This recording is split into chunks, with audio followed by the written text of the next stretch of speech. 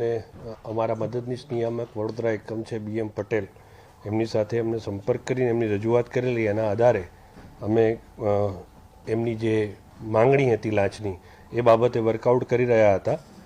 અમદાવાદનો case હોય, અમે અમારા સંયુક્ત નિયામક શ્રી મેઘાણી સાહેબ તથા નિયામક શ્રી પિયુષ પટેલ સાહેબ સાથે આ બાબતે થોડી ચર્ચા કરી અને એમનું માર્ગદર્શન મેળવીને આ કેસમાં આગળ વધેલા. અને આ જે આરોપી છે અમિત આનંદરાવ ડોગરે, કે જે ચીફ ફાયર ઓફિસર છે અમદાવાદ મ્યુનિસિપલ કોર્પોરેશનની અંદર, વર્ગ 1ના અધિકારી છે, અને એમને જે વચ્ચેના જે પ્રજાજન છે ભાવસિંહ પ્રતાપસિંહ ઝાલા, તો આ ભાવસિંહ પ્રતાપસિંહ ઝાલાના માધ્યમથી એમને લાંચની માંગણી કર્યાની હકીકત ધ્યાનમાં આવતા અમે તારીખ 7-8ના રોજ સાંજના સમયે આ બાબતે ડેવલપ કરી અને જ્યારે આ પ્રજાજન છે ભાવસિંહ પ્રતાપસિંહ ઝાલા એ આ ફરિયાદીની સમક્ષ આવેલા ત્યારે ACB ટીમે એમને એ વખતે લાંચના નાણાં સાથે ઝડપેલા. અને એ વખતે એમની જે ફરિયાદ હતી એ મુજબ બિલ્ડિંગ દીઠ NOCના ફાયરનું જે રિન્યૂ કરવાનું હોય છે, ફાયરની જે રિન્યૂ પોલિસી છે એ મુજબ દર 2 વર્ષે એક બિલ્ડિંગને ફાયર રિન્યુઅલ કરવાનું હોય છે. તો એ ફાયર રિન્યુઅલના પેટે દરેક બિલ્ડિંગ દીઠ 6,000 રૂપિયાને પ્રમાણે 6 બિલ્ડિંગના 36,000 રૂપિયાની માંગણી કરેલી. અને 36,000ની માંગણી કરતાં આ ભાવસિંહ પ્રતાપસિંહ ઝાલા જે પ્રજાજન છે એ ACBની ટીમના હાથે રંગે હાથે પકડાઈ ગયેલા.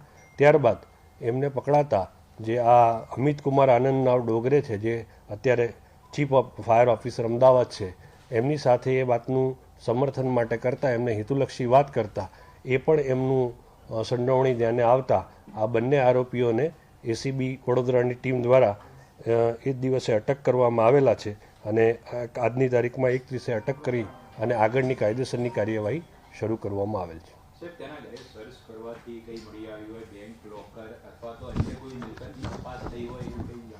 હા, એ બંને જગ્યાએ કે જે આ ડોંગરે છે એમના ત્યાં અને ઝાલાના ત્યાં અમારી ટીમો દ્વારા ત્યાં એમનું ત્યાં રેડ કરી અને ડોંગરેના ઘરેથી કુલ 1,10,000 રોકડ અમને મળેલ છે.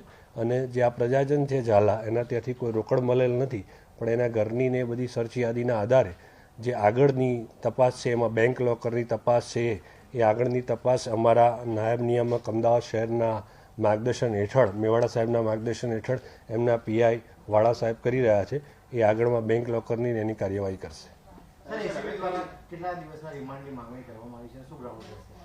ACBના આગળની તપાસ અમારા નાયબ નિયામક અમદાવાદ શહેરના કરી રહ્યા છે. આપને આવશ્યક હશે. હવે કઈ રીતની કાર્યવાહી કરવામાં આવશે? કારણ કે અત્યાર સુધીમાં પોતે જે પોતાનો કાર્યકાળ લગભગ 1-1.5 વર્ષથી વધારે રહેલો છે અમદાવાદ શહેરની અંદર, અત્યાર સુધીમાં કેટલી NOCઓ આપી છે, કઈ રીતે આપી છે, એની તપાસ ACB કરશે અથવા તો સંલગ્ન કોઈ વિભાગને જાણ કરવામાં આવશે કે કેમ? ACB આ બાબતની કાર્યવાહી કરવા માટે અમદાવાદ મહાનગરપાલિકાનો સંપર્ક કરી જેટલી ફાયર NOC અમિત ડોંગરેના કાર્યકાળ દરમિયાન અપાઈ છે એ બધાની તપાસ કરવામાં આવશે. એમાં કોઈ જો ભ્રષ્ટ વહીવટ થયો છે તો એ દિશામાં તપાસ થશે. અત્યારે જે તપાસ ચાલુ કરી છે એમાં ટેકનિકલ તપાસ માટે એમના બેંક લોકર, એક લોકર છે એ એક લોકર એને સીલ કરવા માટે અમે બેંકને લખી દીધું છે. બાકી એ બાકીના 3 અલગ અલગ જગ્યાએ એકાઉન્ટ્સ ધરાવે છે એ એકાઉન્ટ્સને પણ ફ્રીજ રાખવા માટે અને કોઈ જાણ કરી અને પછી એમાં ઉપાડ થાય એ બાબતની કાર્યવાહી કરાવીએ છીએ. 7 દિવસના રિમાન્ડ માગવા માટે આજે આરોપીને નામદાર કોર્ટ સમક્ષ રજૂ કરવામાં આવશે. ટેકનિકલ તપાસ સૌથી વધારે એમાં મહત્વની છે, કારણ કે બેનામી સંપત્તિઓ ધારણ કરી હશે તો એ પણ ટેકનિકલ ટ્રેલના આધારે ક્લિયર થશે.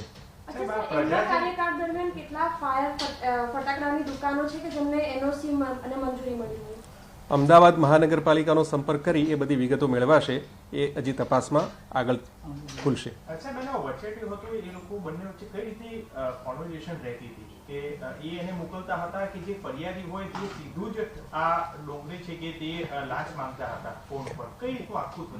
જનરલી આ જે પોર્ટલ છે આના માટે જે રાજ્ય સરકારનું રિન્યુઅલ માટેનું જે પોર્ટલ છે એની અંદર જ્યારે પ્રજાજન અરજી કરે ત્યારે પોર્ટલની અંદરથી એના જે ફાયર ઓફિસરને આ ફળવાતી હોય છે. પછી ફાયર ઓફિસર એ જગ્યાની વિઝિટ કરી અને એનું પોર્ટલ ઉપર ચડાવતા હોય છે. ત્યારે અંતે પોર્ટલ ઉપર ચડી ગયા પછી એ આખું જે છે આ ડોંગરેના જોડે આવે છે. અને ડોંગરે જોડે જ્યારે આવે છે ત્યારે વચેટિયા જે આ ઝાલા છે એ એમના સંપર્કથી જો એની અંદર જે કોઈ લાંચની જે માગણી થતી હોય એ પ્રમાણે એમનો વ્યવહાર સંતોષ આવે તો આગળની કાર્યવાહી કરતા હતા. એ પ્રકારની માહિતીના આધારે આ કેસ કરવામાં આવે છે. એનઓસી દીઠ 6,000 નક્કી કર્યા હતા અત્યાર સુધી જેટલી બી એનઓસી આપી હશે એમાં, કે જે તે જગ્યા પ્લેસ નક્કી કર્યા પછી લાંચની રકમ નક્કી થતી છે? અત્યારે આ કેસમાં તો 6,000 રૂપિયાના દરથી અમને જાણવા મળ્યું છે, પણ એ આગળની તપાસમાં વધુ માહિતી જાણવા મળશે. સાહેબ, એના વિરુદ્ધમાં એસીબીમાં કોઈ અત્યાર સુધીમાં અરજી આવી ચૂકી છે ખરી? આ બંને કોઈ બી વચેટીઓ છે કે અથવા ચીફ ફાયર ઓફિસર વિરુદ્ધમાં? અમિત ડોંગરે 2 વર્ષથી જ અમદાવાદ મહાનગરપાલિકામાં જોડાયેલ છે, હજુ પ્રોબેશન ઉપર હતા. આ સિવાય એમણે રિજનલ ફાયર સર્વિસીસમાં નોકરી કરેલી છે. રિજનલ ફાયર સર્વિસીસને આ ફાયર સર્વિસીસ માટેની એનઓસી આપવાનું કામ છે એ જ્યારથી ડીસાની ઘટના બની છે ત્યારબાદ આ બધી એક્ટિવિટી વધારે અમલમાં આવી છે અને લોકોની સુરક્ષા માટે આ જરૂરી પણ છે. તો જ્યારથી એમણે ચાર્જ સંભાળેલો ત્યારથી આ બધી એક્ટિવિટી બહુ વધારે પ્રમાણમાં ફૂલી ફાલી નહોતી, પણ જ્યારથી ઓનલાઈન પોર્ટલ શરૂ થયું ત્યારથી એમણે પોતે સંપર્ક કરવાને બદલે વચેટિયાઓ દ્વારા સંપર્ક કરવાની આખી પદ્ધતિ અપનાવેલી છે. અગાઉ પણ અમદાવાદ મહાનગરપાલિકામાંથી ફાયર સર્વિસીસ માટે એનઓસી માગતી કેટલીક અરજીઓ હતી, તો એના ભ્રષ્ટ વહીવટની અરજીઓ આવેલી પણ હોઈ શકે છે, એની તપાસ પણ થયેલી છે. પણ જે વચેટિયા દ્વારા માગણી કરવામાં આવે છે એમાં સીધા અધિકારી ક્યારે માગણી ફરિયાદી પાસે નથી કરતા, ત્યારે એ પુરાવાના અભાવે એમના ઉપર સીધી કાર્યવાહી થઈ શકતી નથી. પરંતુ જ્યારે સચોટ પુરાવા મળે અને ટેકનિકલ પુરાવા આવે ત્યારે આવી રીતે કેસ દાખલ થતો હોય છે અને આગળ કાર્યવાહી થતી હોય છે. ખાનગી વ્યક્તિ જે ભાવસી ઝાલા એ કોણ છે, એનો બેકગ્રાઉન્ડ શું છે? ફાયર સાથે ભૂતકાળમાં જોડાયેલો છે કે પછી અમિત ડોંગરે આવ્યા પછી એ ફાયરમાં એક્ટિવ થયો, એનો રોલ કેવી રીતે પ્રસ્થાપિત થાય?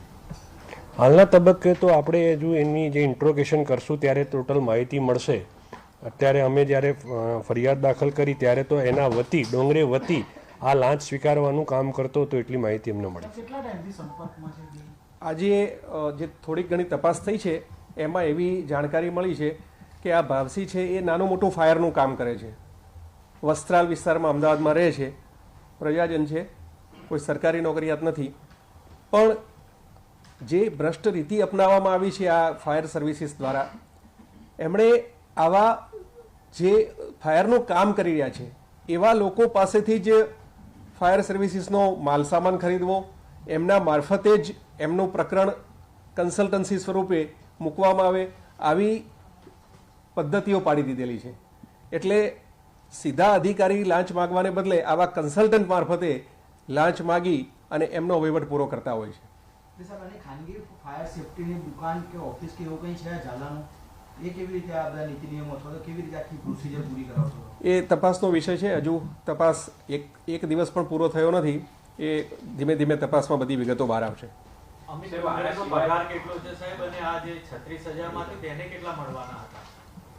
એ તપાસનો વિષય છે, હજુ ઘણી બધી તપાસ બાકી છે. સર, હવે આ જે ચીફ ફાયર ઓફિસર તો પકડાય છે, જે અલગ અલગ ફાયર સ્ટેશનના ડિવિઝનલ ઓફિસર છે, એનઓસી આપવા માટે એમનો કોઈ રોલ હોય છે? અથવા તો આપણે એ પણ તપાસ કરીશું કે એમના જે તે વિસ્તારની અંદર પર્ટિક્યુલર એમના દ્વારા કોઈ જગ્યાએ ભ્રષ્ટાચાર આચરવામાં આવ્યો હોય?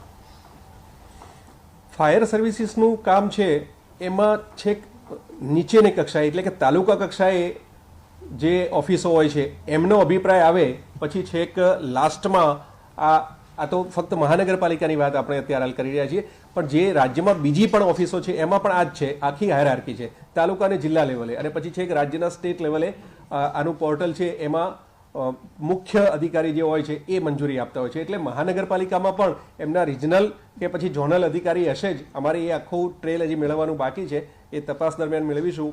કેટલા લોકો એમાં અભિપ્રાય આપતા હોય છે, કેટલા લોકો ફિલ્ડ વિઝિટ કરતા હોય છે અને છેલ્લે એને આખરી મંજૂરી કોણ આપતા હોય છે, એ બધો તપાસનો વિષય છે. તપાસ દરમિયાન બધી હાયરાર્કી લેવામાં આવશે. સાહેબ, આ ડોંગરે સાહેબ છે એમણે આ એક જ ખાનગી વ્યક્તિ રાખ્યો છે કે વિસ્તારમાં અલગ અલગ જગ્યાઓ ઉપર એમને કોઈ વ્યક્તિઓ રાખ્યા છે કે કેમ? પ્રાથમિક પૂછપરછમાં કંઈ સામે આવ્યું?